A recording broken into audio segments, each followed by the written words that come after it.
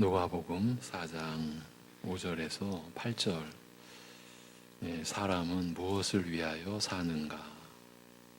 이 제목으로 사람은 무엇을 위하여 사는가? 이 제목으로 본문은 누가복음 4장 5절에서 8절입니다.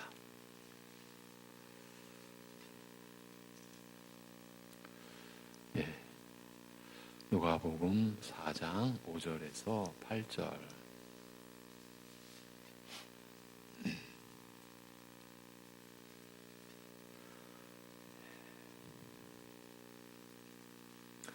같이 읽도록 하겠습니다. 5절에서 8절입니다. 다 같이. 마귀가 또 예수를 이끌고 올라가서 순식간에 천하만국을 보이며 이르되 이 모든 권위와 그 영광을 내가 네게 주리라. 이것은 내게 넘겨준 것이므로 내가 원하는 자에게 주노라. 그러므로 내가 만일 내게 절하면 다 내 것이 되리라. 예수께서 대답하여 이르시되 기록된 바 주 너희의 하나님께 경배하고 다만 그를 섬기라 하였느니라. 아멘. 지난주에는 40일 동안 금식하시고 굶주리신 예수님을 마귀가 시험하되 너는 하나님의 아들이니 내 스스로의 힘으로 내가 가지고 있는 권세와 능력으로 양식을 마련하여 생존하라고 시험한 일에 대하여 살폈습니다. 내 자신이 하나님의 아들이 아니냐?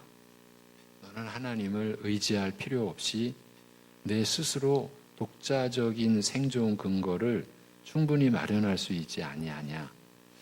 너는 내 자신을 의지하고 내 스스로의 힘으로 충분히 살 수 있지 아니하냐?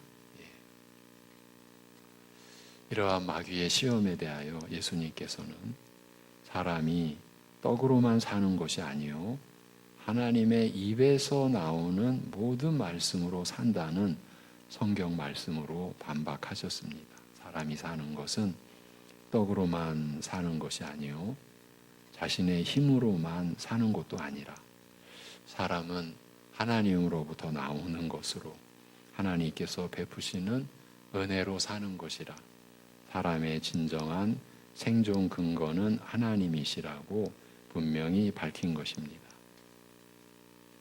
사람은 하나님을 힘입어 살며 하나님께서 베푸시는 은혜로 살아갑니다.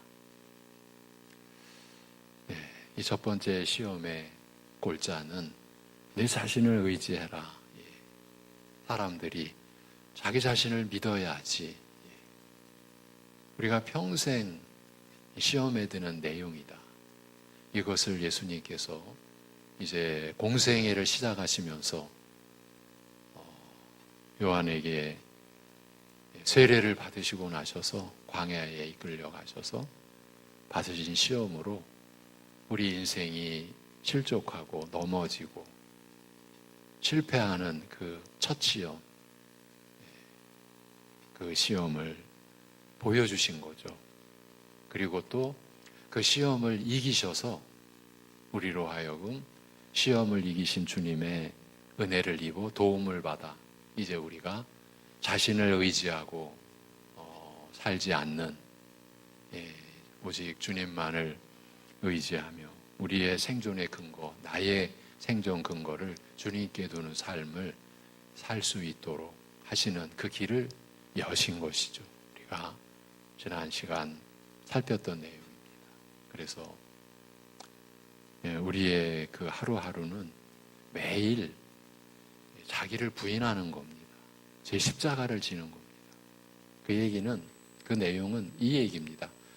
내가 스스로 내 목숨을 얻으려고 하고 지키려고 하면 다 잃는다. 그걸 고백하는 거죠. 제가 자신을 믿고 제 힘으로 살지 않게 하여 주시옵소서. 이것이죠. 그런데 우리가 그렇게 기도하고 하루를 시작한다라는 이야기는 기도하는 그 시간에만 그렇게 간구하고 나서 이제 하루를 시작하고 살아갈 때는 그러한 그 내용은 다 제쳐놓고 내 힘으로 내 주관으로 우리가 사실은 이렇게 살아왔지 않습니까? 그걸 우리가 이제 믿음으로 돌아와야 되는 거죠. 그렇게 첫 번째 시험에 실패한 마귀는 이제 두 번째로 예수님을 이제 시험하였습니다. 마귀는 순식간에 천하의 모든 나라들을 보여주었습니다. 순식간에 보인 만큼 특별한 방식으로 보인 것으로 추측됩니다. 예. 오늘날처럼 무슨 3D 영상 그런 겁니까? 우리는 추측할 수가 없는 거죠. 사실 제가 지금 말로 3D라고 말했지만 저는 3D가 뭔지 잘 모릅니다. 그냥 들은 게 있으니까 이렇게 한 거고. 어쨌든 순식간에 보인 거예요. 천하 만국을. 마귀는 이처럼 천하 열국의 모든 권세와 영광을 보인 다음 이 권세와 영광을 예수님께 주겠다고 하였습니다. 이 권세와 영광이 자기에게 주어졌으므로 자기가 원하는 사람에게 이 권세와 영광을 줄 수 있다라고 하였습니다. 다만 조건이 있었죠. 자기 앞에, 마귀 앞에 엎드려 경배하면 이 모든 권세와 영광이 내 것이 되리라고 하였습니다. 여러분도 짐작하셨겠지만 이 시험에서 우리는 먼저 마귀의 간교한 속임수를 발견할 수 있습니다. 그는 우선 천하만국의 권세와 영광이 자기 것이다. 그리고 자기가 원하는 사람에게 마음대로 줄 수 있다. 이렇게 말하고 있지 않습니까? 천하만국의 권세, 이 내 것이다. 그리고 자기가 원하는 사람에게 그 영광을 내 마음대로 줄 수 있다. 요한계시록 13장 1, 2절에 보면 바다에서 나온 한 짐승에게 용이 자기 능력과 보좌와 큰 권세를 주었다고 되어 있으므로 마귀가 지상 역사에 출현하는 국가나 어떤 세력에 권세와 능력을 주기도 한다라고 할 수 있습니다. 또한 욥의 경우에서와 같이 마귀가 재앙과 화를 초래하기도 함을 알 수 있습니다. 이처럼 지상 역사에 있어서 정치 세력의 등장과 몰락이나 개인이 당하는 재난에 마귀가 직접적으로 개입하는 것이 사실이지만 우리가 이제 알아야 될 것은 이 모든 것이 동시에 하나님의 허락하에서 되어진 일임을 성경이 분명히 하고 있습니다. 욥의 시험에서 알 수 있듯이 하나님께서 허락하신 다음에 마귀가 욥에게 재난을 초래할 수 있었습니다. 진정한 의미에서 국가의 흥망이나 제국의 등장과 몰락 그리고 개개인의 생사화복을 주장하시는 이는 오직 하나님 한 분뿐인 것입니다. 이러한 내용이 구체적으로 기술되어 있는 것이 이제 선지서입니다. 이제 소선지서 말고 대선지서. 대선지서들 중에서도 에스겔서 같은 경우에 보면은 너무 구체적으로 한 나라 한 나라에 대해서 하나님께서 그 국가의 흥망, 제국의 그 세워짐과 몰락에 대해서 하나님께서 직접 주장하시고 다스리신다라는 사실이 선지자에 의해서 명백하게 드러납니다. 그러니까 그러한 이제 선지서를 우리가 보면서 우리가 하나님의 이 역사를 주관하시는 권세와 능력에 대해서 이제 우리가 깨닫게 되는 거죠. 결코 세상 세력에 의해서 그렇게 되는 게 아니라는 겁니다. 오직 나라의 흥망이나 또 개개인의 생사 화복을 주장하시는 이는 오직 하나님 한 분뿐이신 것입니다. 다만 하나님께서 허용하시는 범위 내에서 마귀는 그 악한 의도대로 천하를 꿰어 하나님을 반역하게도 하고 재난과 재앙을 초래하기도 하는 것입니다. 삼세 한 마리도 하나님의 허락 없이는 떨어지지 않는다. 이렇게 성경은 분명히 말씀을 합니다. 마귀의 권세와 능력은 이처럼 제한되어 있음에도 불구하고 마귀는 마치 천하만국이 자기 것이요 그가 원하는 대로 그 권세와 영광을 줄 수 있는 것처럼 말함으로써 자신이 만물을 그 뜻대로 다스리며 모든 존재의 생사화복을 주장하는 하나님인 것처럼 행세하고자 한 것이에요. 이러한 마귀의 의도가 예수님을 향하여, 예수님 앞에 마귀가 내가 내 앞에, 마귀 자기 앞에 경배하면 천하만국의 권세와 영광이 내 것이 되리라고 시험하는 말에 잘 나타나 있습니다. 마귀는 자기를 경배하라, 즉 자신을 하나님으로 인정하라고 유혹하였습니다. 마귀에게 경배한다는 것은 마귀를 하나님으로 숭배한다, 경배한다, 인정한다는 것, 그거와 똑같은 것이죠. 천하만국을 그 뜻대로 다스리며 주관하는 자요 만유의 주인으로 인정하라, 이렇게 유혹한 것입니다. 제가 방금 전 국가의 흥망성쇠를 하나님께서 주관하시는 것을 우리는 선지서에서 잘 확인할 수 있다라고 했는데, 그 국가들이 어떻게 나오느냐 하면요, 자기네들이 일어났을 때 그렇게 국가가 세워진, 한 제국이 세워지는 거에 대해서 자기들이 했다, 이게 내 거다, 이렇게 나라를 세운 권세가 내 거다, 내 것이다, 그렇게 말들을 해요. 그러니까 마귀의 그런 역사가 실제 국가, 그리고 그 권력자, 그 왕에게서 나오는 거예요. 이 권력이 내 것이다라는 거예요. 내가 이뤘다, 내가 세웠다, 그래서 내가 세상을 지배한다. 그냥 마귀의 다수화들인 거죠. 아주 구체적으로 나옵니다. 이제 이러한 유혹에 대하여 예수님께서 성경 말씀을 들어 반박하시되 주 너의 하나님을 경배하고 오직 그만을 섬기라, 이렇게 말씀하셨습니다. 주 너의 하나님을 경배하라, 만물을 존재케 하시고 다스리시며 그 생사화복을 주관하시는, 참새 한 마리의 그 떨어짐도 주관하시는, 생사화복을 주관하시는 주인이 되시며, 따라서 모든 피조물의 경배를 받으실 분은 오직 한 분, 하나님밖에 계시지 아니함을 분명히 하신 것입니다. 또한 이르기를, 이제 경배하라고 하신 다음에 또 이르시기를 오직 이 하나님 한 분만을 섬겨 살아야 할 것을 명하셨습니다.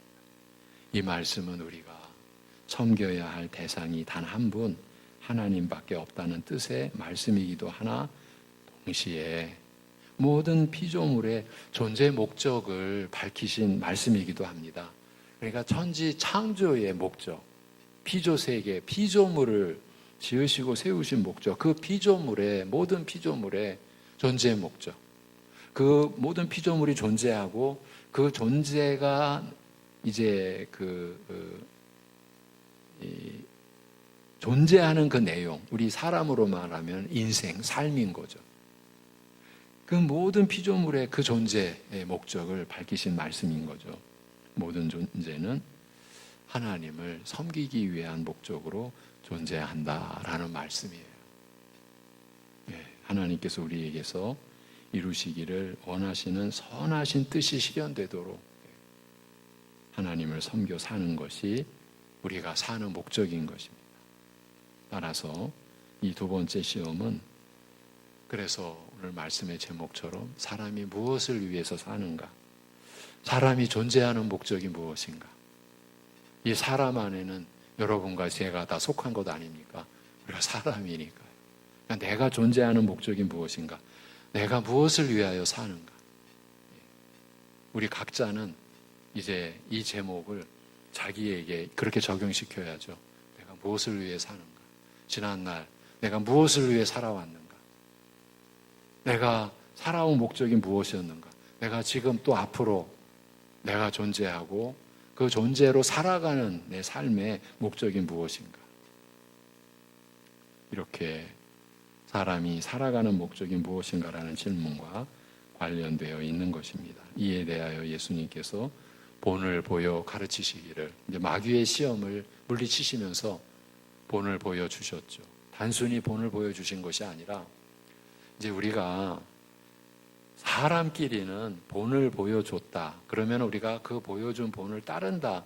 이제 이런 관계로 우리가 이제 이루어지죠. 그런데 여러분, 주님과 우리와의 관계에서 주님이 우리에게 본이 되셨다, 본을 보여주셨다라고 할 때는 사람과의 관계에서 보여준 분을 저 선배님이, 저 스승님이 아니면 또 우리 부모님이 우리에게 어떤 삶의 본, 신앙의 본을 보여주셨다고 우리는 따라야지라고 할 때 그 따르기 위해서 우리가 본대로 그리고 느끼고 배운 대로 노력하고 애를 쓰는 거잖아요. 이것이 사람들과의 관계에서의 본이고 그 본을 따르는 거죠. 그런데 우리가 주님이 우리의 본이 되셨다라고 할 때는 그것을 넘어서는 거죠. 사람들과의 관계에서의 본, 그리고 본을 따르는 그 관계는 물론 기본인데 예수님께서 우리에게 본이 되셨다라는 이야기는 우리가 예수님을 따라 그 본을 쫓아갈 수 있는 힘과 도움을 주신다라는 거죠. 이것이 참 놀라운 은혜죠.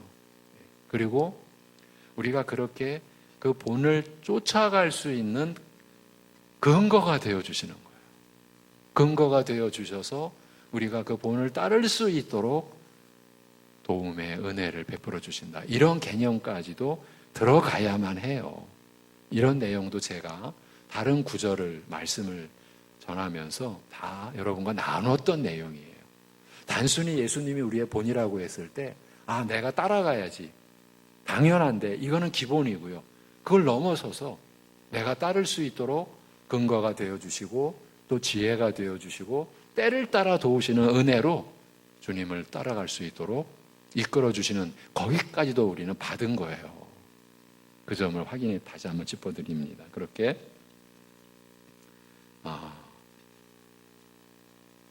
본을 보여 가르치시기를 사람은 하나님을 섬기기 위해 사는 것이라 하신 것이에요.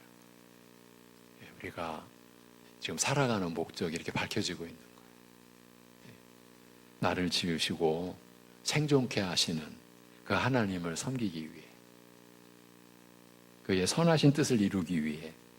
그러니까 섬긴다라고 하는 것은 이미 그 섬기는 삶이라고 할 때는 내 위주가 될 수가 없잖아요. 여러분, 내 위주가 되고 내 중심이면서 내가 주님을 섬긴다라고 하는 것은 이것은 이율배반이죠. 앞뒤가 안 맞는 거죠. 그래서 주님을 섬긴다? 주님의 선하신 뜻을 이루기 위해 내가 살게 된다. 살아간다. 그렇게 됐을 때 우리가 하나님을 섬긴다라는 이 목적에 그 분명히 이해를 하고 우리의 삶이 그렇게 동원이 될 때 거기에서 우리는 근본적으로 우리의 삶에 대해서 감사함을 갖게 되는 거죠. 나 같은 존재가, 버러지 같은 존재가 하나님을 섬기고 그리고 하나님의 선하신 뜻을 이루는데 내가 소요되고 쓰임받는 생애잖아요. 그러니까 기본적으로 감사인 거죠. 여러분, 이러한 삶을 위해서 만약에 우리가 이 세상을 살아가는 여러 가지 그 내용들이 있잖아요. 그 내용들이라고 하면은 우리가 살아가면서 하는 일들이잖아요. 어떤 일들. 여러분, 그 일들을 구별할 수 있겠습니까? 도둑질하고 강도질하는 일은 말고 그건 당연히 배제돼야 되죠. 실제로 여러분 중에 한 분이 제가 우리 교회에 왔을 때, 그러니까 한 15년 전 이 얘기예요. 그렇게 오래됐으니까 제가 이런 얘기도 꺼내요. 한 분이 저한테 와서 정말로 호소하고 애절하게, 목사님, 제가 나쁜 직업을 가지고 있습니다. 그래서 제가 이제 벌써 그렇게 딱 나왔을 때 이 하나님의 은혜라는 것이 느껴지죠. 하나님의 은혜, 하나님의 은혜 안에서 지금 스스로 책망을 받고 계시는 것, 이런 점을 짚어드리고 충분히 본인도 아시니까, 그러니까 알고 이렇게 오셨으니까, 그리고 같이 기도하고 얼마 안 있다 이제 그분은 그 직업을 잘 정리하고 새 일을 하시게 됐죠. 그런 일이 있어요. 정말 제가 나쁜 직업을 가지고 있습니다. 네, 제가 벌써 이제 목사에게 그거를 고백한다라는 이야기는 얼마나 괴로웠겠어요. 얼마나 괴로웠는지 그걸 고백하신 거예요.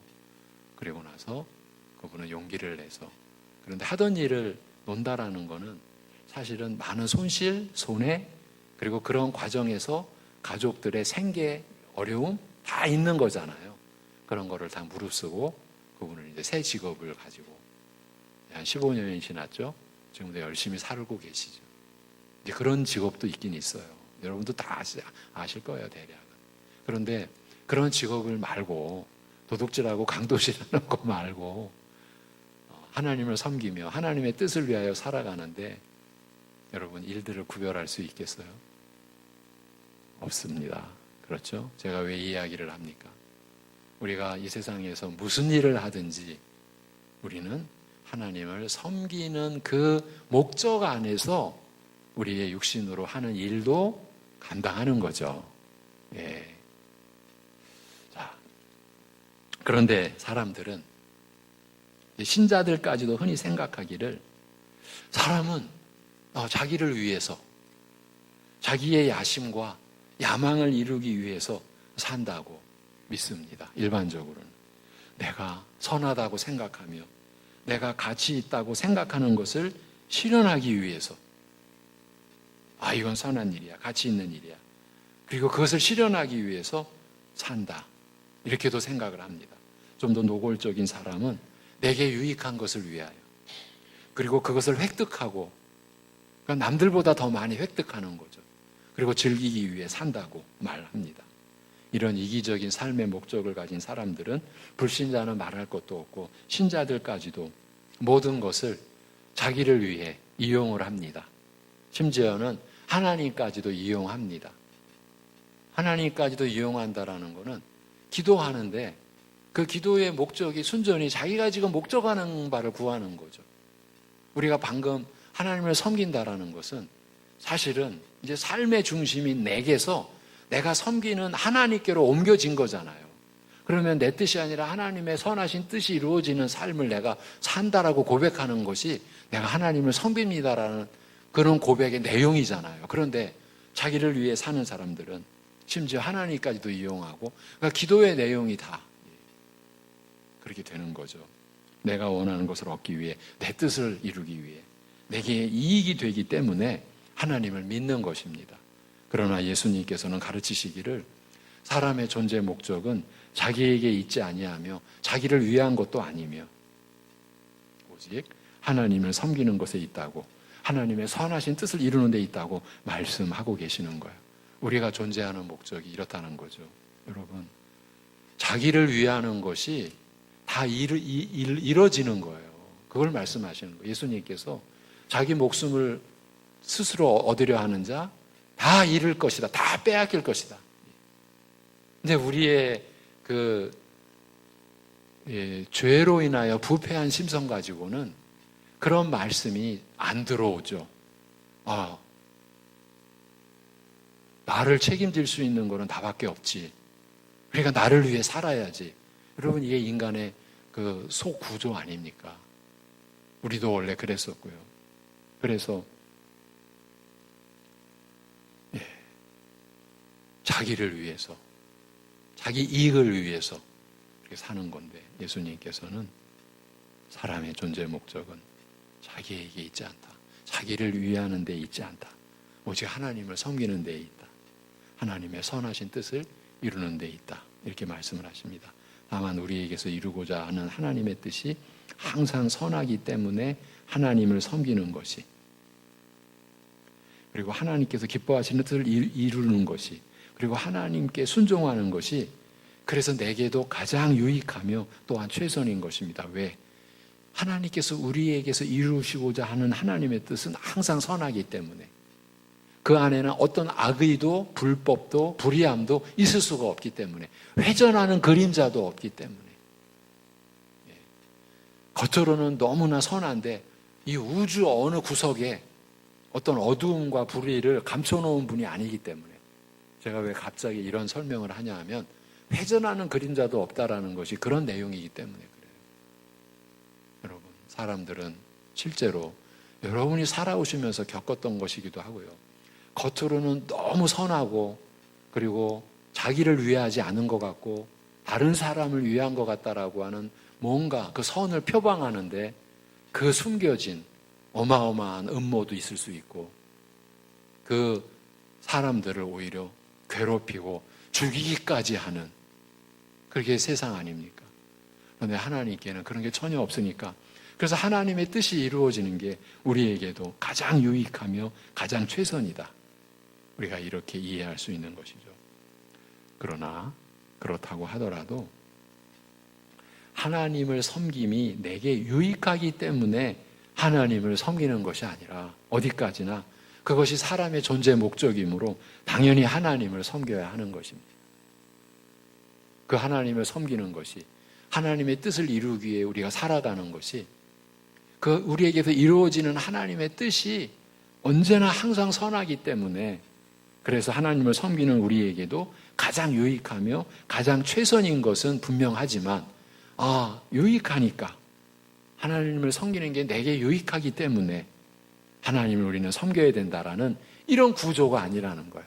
우리 존재의 목적이 하나님을 섬기는 데 있다라는 거예요. 마귀는 우리를 이 목적에서 벗어나기 위해서 유혹을 합니다. 항상 유혹을 합니다. 너의 생사와 화복은 하나님께만 달려있는 것이 아니다. 너에게 권세와 영광을 줄 수 있는 것은 하나님 외에도 얼마든지 있다. 나 마귀도 천하만국의 권세와 영광을 줄 수도 있다. 너를 얼마든지 높일 수 있으며 내 원하는 것이면 무엇이든지 줄 수 있다. 이렇게 유혹을 합니다. 개인적인 인간관계에서든지 사회의 공적인 관계에서든지 우리를 유혹할 때 많은 것을 약속하면서 자기들의 뜻을 따르라고 유혹하는 경우가 있습니다. 내 시키는 대로만 하면 이러이러한 것을 주리라.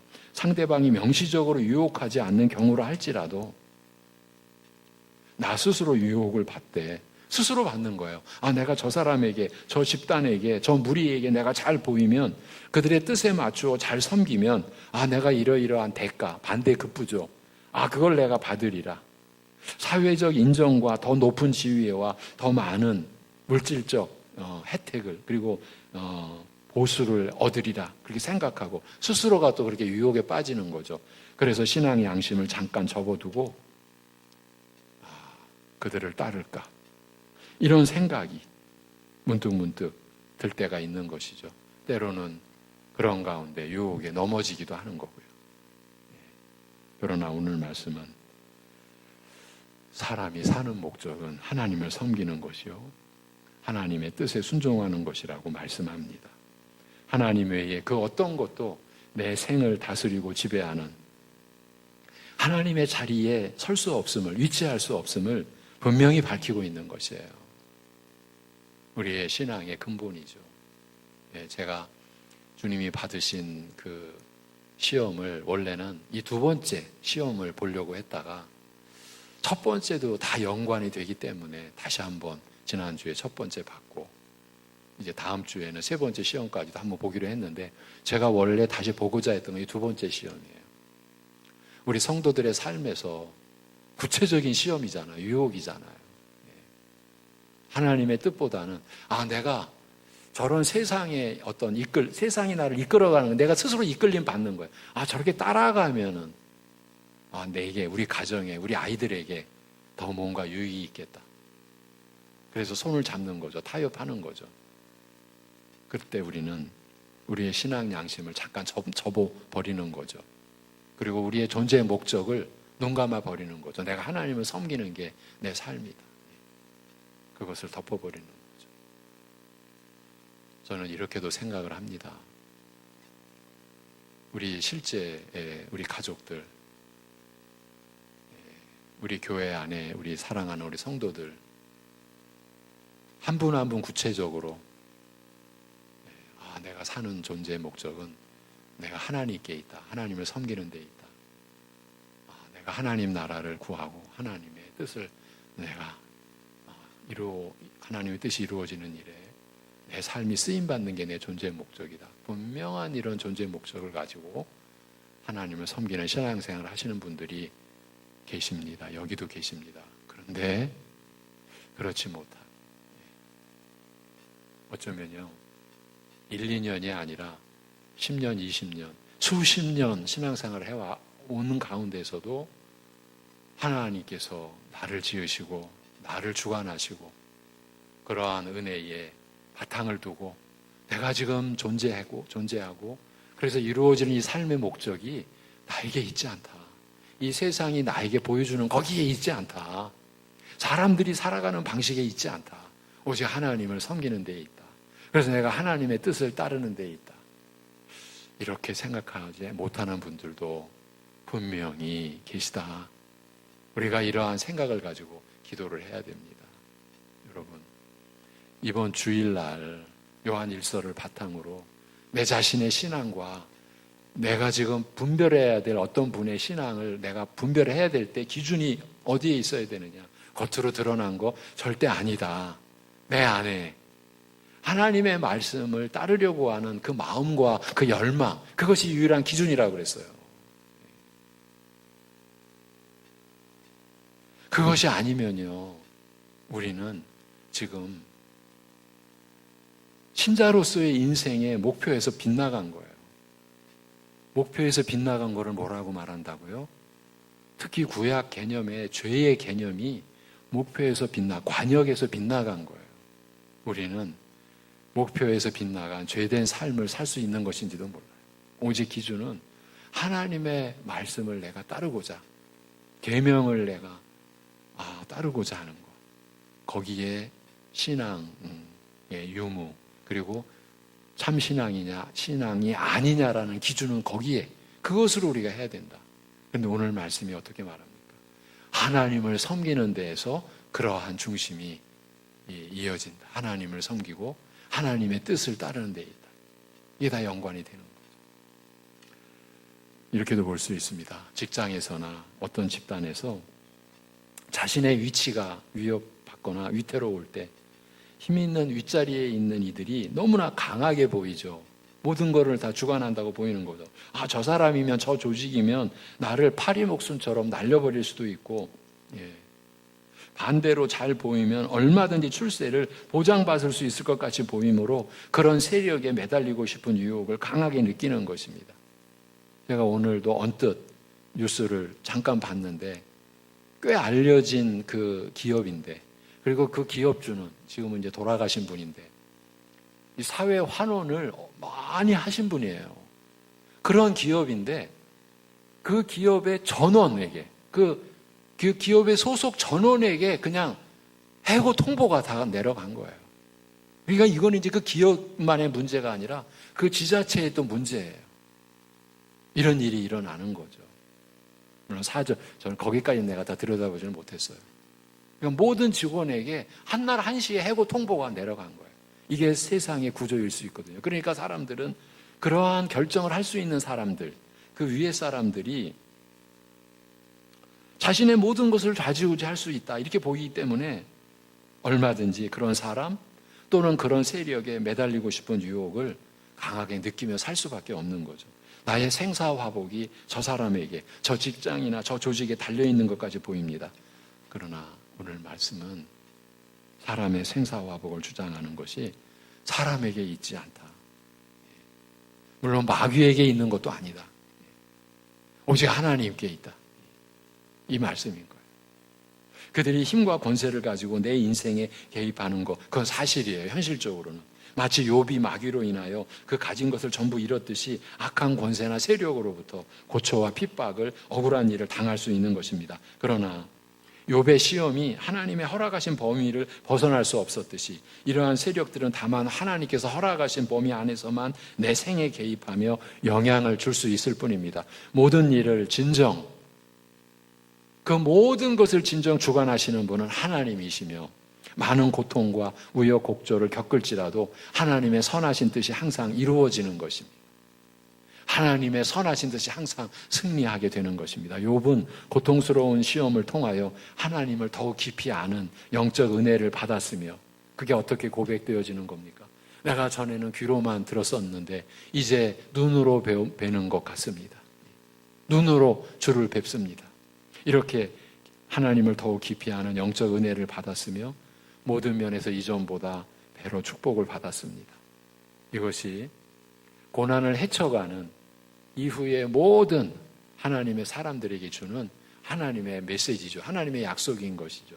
하나님의 선하신 뜻은 불변이요 그 뜻 안에서 신자는 그래서 환경으로 오는 안심이 아니라 이 모든 것을 지으시고 홀로 주관하시고 그리고 그 선하신 뜻이 불변임을 우리에게 약속하시고 우리를 통해서 그 선하신 뜻을 이루어 가시는 그 하나님 안에서 우리는 안심하고 평안할 수 있는 것이죠.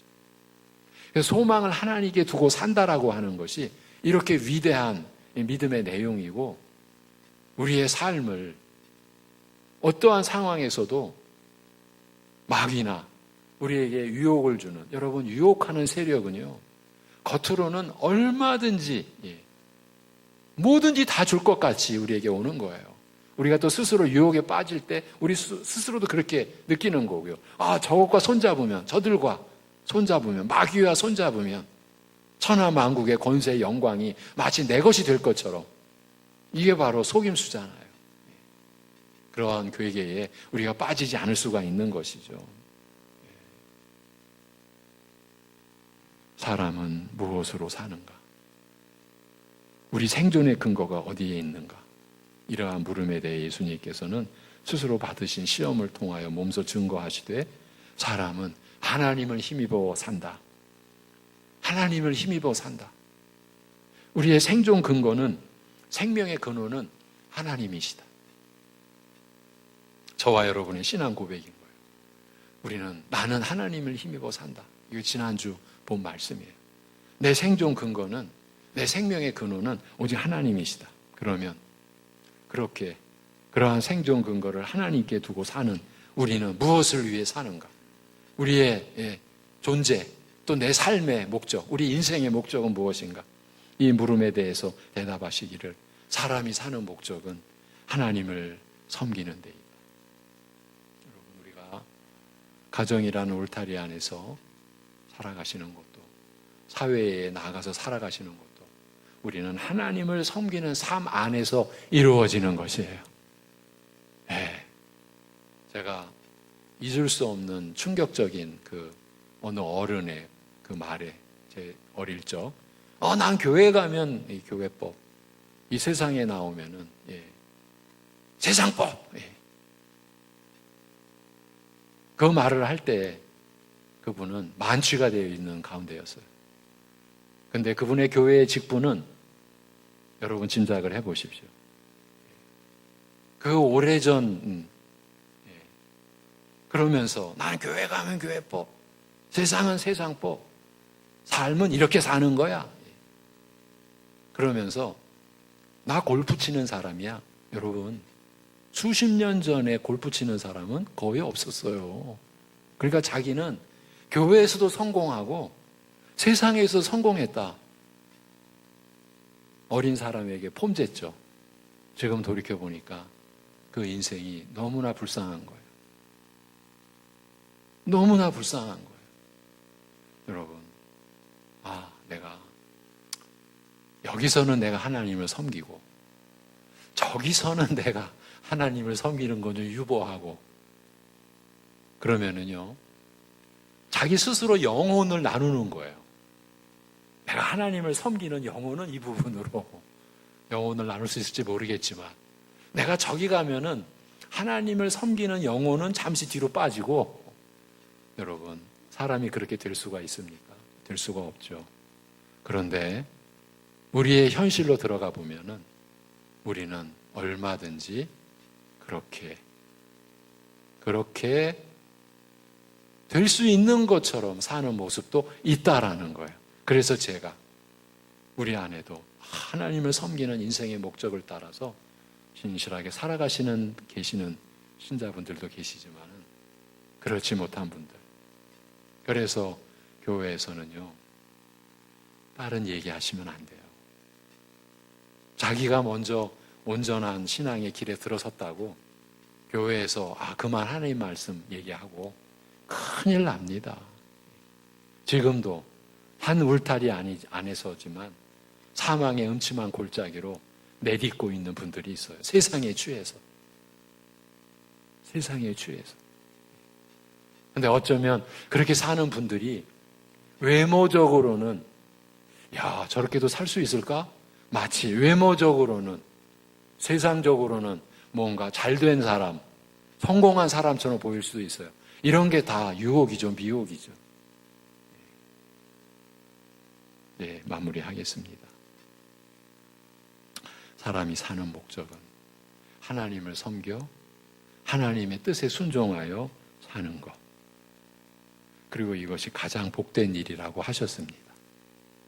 여기에 그러면 이러한 삶의 목적으로 살아갈 때에 그러면 삶의 환경 이제 이렇게 들어가면 그 신앙이 기복주의의 문을 여는 겁니다. 지금 예수님의 이러한 말씀에는 삶의 구체적인 환경은 전혀 무관합니다. 그러니까 세상에서 좀 대접받는 위치에 있을 수도 있고 세상에서 아주 낮은 계층에 있을 수도 있고 그런데 하나님은 그 어떠한 차별도 없이 어떠한 삶의 환경이든 하나님을 섬기고 하나님의 뜻에 순종하여 사는 것 이것이 인생의 목적이고 그렇게 살아가시는 분이 하나님의 천지창조의 목적이 이루어지는 삶을 사는 것이고 가장 복된 것이다 말씀하는 이 삶을 우리 모두가 충실하게 살아가게 되기를 주님의 이름으로 축원을 드립니다. 하나님 아버지,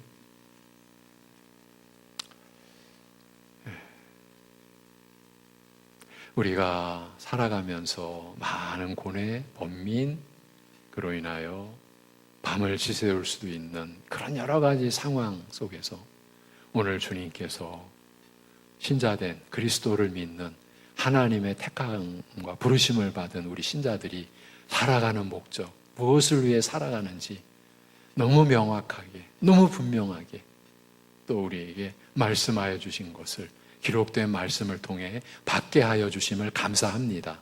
이 말씀으로 우리 지난 날을 돌아보게 하여 주옵소서.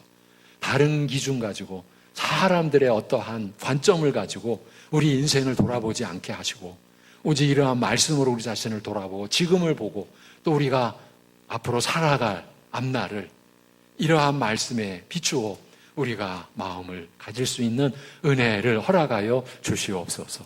아버지 하나님, 우리를 기계로 지으시지 아니하셨고 우리를 무슨 약물에 취하는 그런 형태의 은혜로 우리를 세우지 아니하셨고 하나님께서 우리에게 주시는 모든 은혜와 말씀과 이 생명의 양식은 우리의 마음에서, 우리의 영혼에서, 그리고 우리의 생각에서, 그리고 우리의 의지와 판단과 결정에서 우리가 로봇이나 기계가 아니라 성령께서 우리를 충만하게 주장하시고 다스리시는 가운데서도 우리 스스로의 마음과 생각 속에서 생각이 일어나고 그리하여 우리 스스로에서 일어나는 자원하는 심령에서 우리가 하나님을 향하도록 하시는 이 우리를 영적 존재요, 인격 존재로 지으신 이 하나님의 뜻을 언제나 지켜가시는 이 하나님의 우리를 향하신 이 놀라운 섭리를 우리가 더 충실히 충분히 이해하고 그래서 이러한 말씀을 받고 우리가 생각하는 것이 얼마나 중요하고 우리의 마음을 돌아보는 것이 얼마나 필요한 일인지를 깨닫도록 하여 주시옵소서.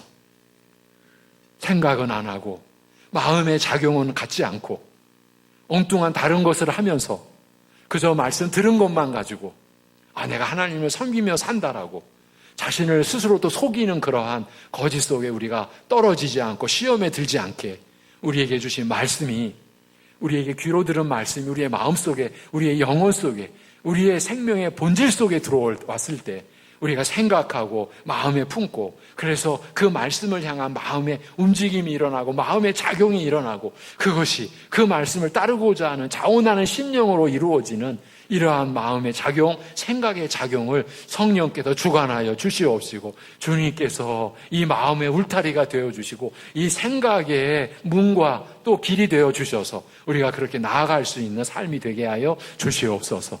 아버지 하나님, 우리가 하나님을 섬기며 사는 것, 그래서 하나님의 뜻을 따르며 사는 것, 이 존재의 목적에 우리가 더 온전하게 충실하게 서가는 한 해 되게 인도하여 주시옵소서. 아버지 하나님, 우리 선교사님들도 위기적인 상황이 계속 일어나고 전쟁, 지진, 또 여러 가지 몸에 질고 여러 상황이 일어나는 상황 지켜주시옵시고 한 교회 안에서도 많은 지체들이 이러한 여러 가지 어려움을 겪는 게 우리의 인생의 그 안에서 일어나는 걸 우리가 알 때에 그 모든 상황에서 우리를 돌보시고 우리와 함께 하시고 우리를 사랑하셔서 우리와 함께 하시는 주 하나님께 모든 것을 내어 맡기고 주님을 의지하며 나아가게 인도하여 주시옵소서. 예수님의 이름으로 기도하옵나이다. 아멘.